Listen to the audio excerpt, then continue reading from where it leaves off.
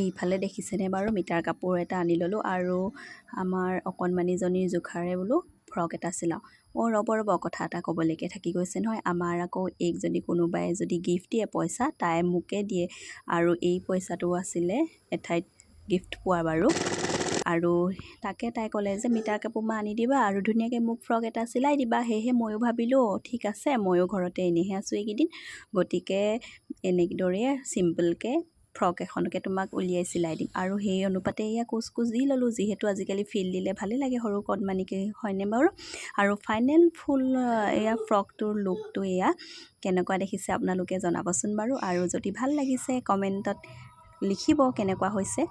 আৰু আমাৰ অকণমানিজনীক এনেদৰে পিন্ধালোঁ মেলিলোঁ। তাই বাৰু বহুত সুখী হৈ গৈছে, যিহেতু মাকে কিবা এটা চিলাই দিলে কণ মইনা মাইনীহঁতে ভালেই পায়, নহয়নে বাৰু। তাই একদম এই ফূৰ্তিতে ক'বই পৰা নাই আৰু ধুনীয়াকৈ পিন্ধি মেলি চাইছে আৰু ধুনীয়াকৈ জোখতো হ'ল বাৰু।